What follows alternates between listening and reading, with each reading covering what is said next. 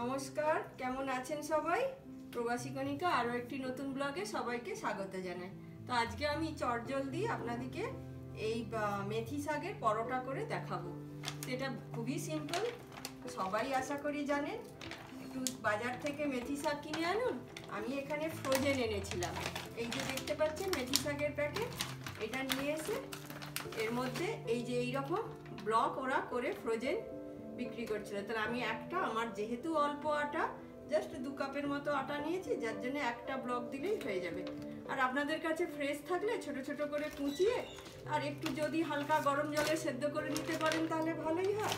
আমি যেমন মাইক্রোওয়েভ করে নিয়েছি, আমার কুচানা ছিল, অল্প একটু মাইক্রোওয়েভ করে নিয়েছি। একবারে ফ্রেশটা দেওয়া হয়তো উচিত না। তো এই যে মাইক্রোওয়েভ হয়ে গেছে, এবার এইটাকে এর সঙ্গে মিক্স করব। প্রথমে কি দেব? পরিমাণ মতো নুন দেব, যতটা আটা নেবেন সেই আন্দাজে এই নুন দিলেন। আর এতে 1 চামচ হলুদ দেব যাতে রংটা ভালো আসে। তার সঙ্গে 1 চামচ জিরে দেব, জিরের গুঁড়ি, আর একটু লঙ্কা গুঁড়ি দেবো। একটু বেশ, যদি বাচ্চাদের জন্য করে লঙ্কা গুঁড়ি নাও দিতে পারেন। তো এই দিয়ে দিলাম, এইটাকে মিক্স করব। অনেকের মধ্যে জোয়ান দেয়, তবে আমি দেব না, আমার ছেলেটা খেতে চায় না জোয়ান দিয়ে। এই মিক্স করার পর তারপর সোজা সিম্পল এই আপনার মেথি শাকটা, এই যে ছোট ছোট একদম দেখতে পাচ্ছেন, এইটা আমি কিন্তু গরম করেই দিচ্ছি, আমার ফ্রোজেন ছিল। আর এইবার এইটাকে এর সঙ্গে মেখে নেব। আর তেল দেব না, একদম সেই আটা মাখার মতো করে এইটাকে মিক্স করে মেখে নেবেন।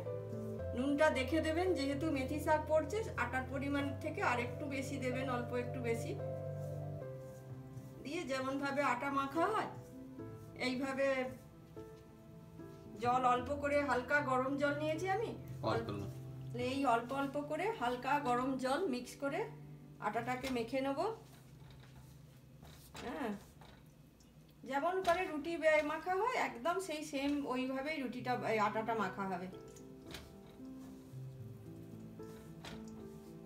আপনারা দেখতে থাকুন, এমন কিছু কঠিন নয়। এটার সঙ্গে সঙ্গে আপনারা পালং শাক দিয়েও করতে পারেন, আলু মূলো যে যেমন করবে। অনেক সময় বাচ্চারা সবজি খেতে চায় না, তো তাদেরকে এইরকম নিয়ে একটু আটার সঙ্গে বা ময়দার সঙ্গে করে দিলে, দিয়ে গরম গরম পরোটা আর তার সঙ্গে একটু বেগুন ভাজা, যে আটাটা তাহলে মেখে নিই।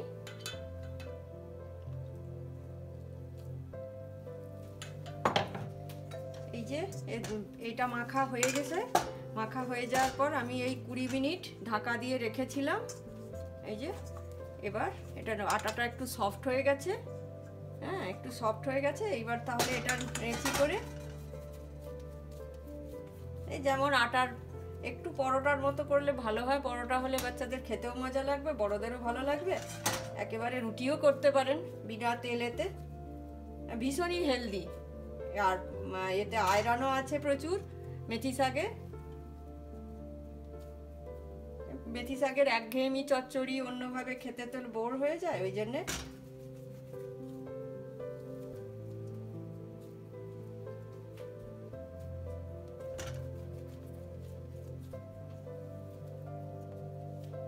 এই যে আমি একটু রুটির যে লেচি হয় তার থেকে একটু বড় করে করেছি, যেটা পরোটার মতো।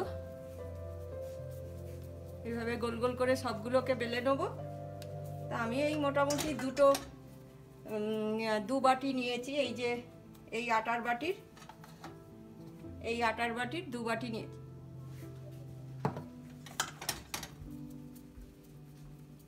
এই যে সমস্তগুলো পাকিয়ে নিয়েছি গোল গোল করে।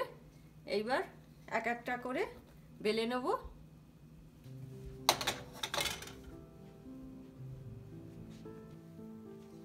এই যে আমি বেলে নিয়েছি, তো মোটামুটি 2টো বেলেছি, তারপরে আস্তে আস্তে একটা একটা করে করব। তো চলুন, এই তাওয়াতে চাটুতে অল্প একটু তেল দিয়ে দিলাম। এসে গেছে। এই যে এইভাবে পরোটার মতো করে বেলে নিয়েছি। এইবার আস্তে আস্তে এক একটা করে দেবো। চাটু বসিয়ে দিয়েছি, গরম হয়ে গেছে।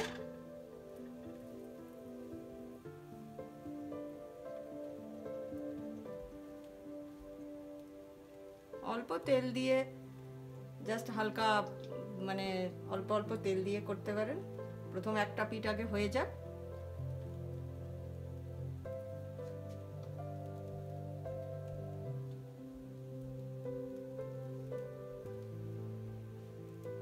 এই এক পিঠ হয়ে গেছে, কি সুন্দর রং এসেছে দেখুন।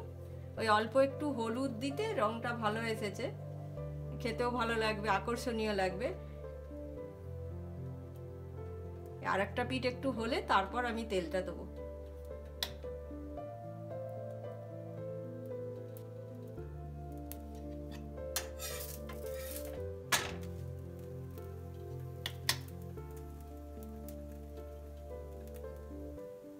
এই যে আস্তে আস্তে অল্প অল্প করে এর মতো ফুলে উঠছে।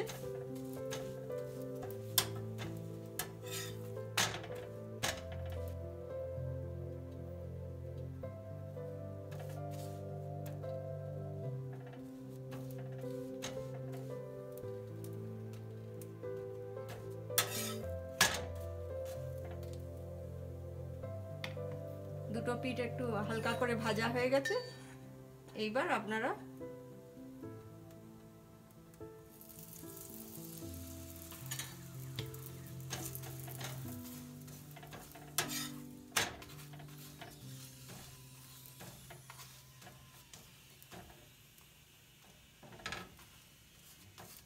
আমি খুব বেশি দেব না, ওটা আনহেলদি বেশি তেল দিয়ে করলে। আপনারা এর বদলে হালকা ঘিও দিতে পারেন।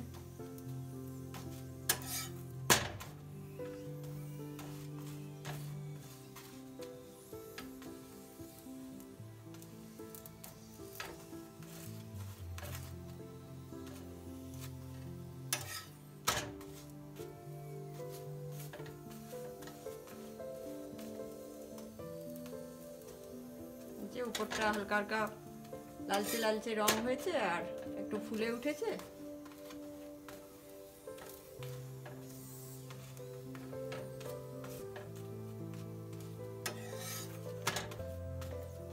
চলুন, একটা হয়ে গেল। এই যে দেখুন কিভাবে ফুলে উঠেছে। আটা যদি ভালো করে মাখা হয় না, তাহলে মোটামুটি একদম দোখল হয়ে ফুলে উঠবে। খেতেও সফট, খেতেও ভালো লাগবে, টেস্ট লাগবে।